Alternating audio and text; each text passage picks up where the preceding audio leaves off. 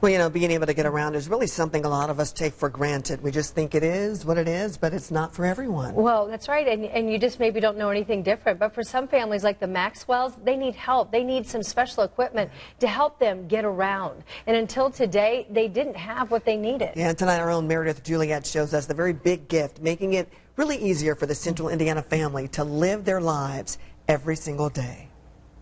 Well, a big golf tournament this afternoon supporting a local organization that's helping our local families. Meet Dawson. He's a smart, funny 12-year-old with cerebral palsy.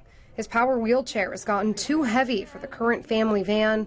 And that's where Samantha's house and van comes in. You can't put into words. I am so thankful and grateful. Wheelchair accessible vans are costly, coming in at around $60,000 to $80,000. Dawson's mom, Shirley, says this gift from Samantha's house and van will open up more doors for her son.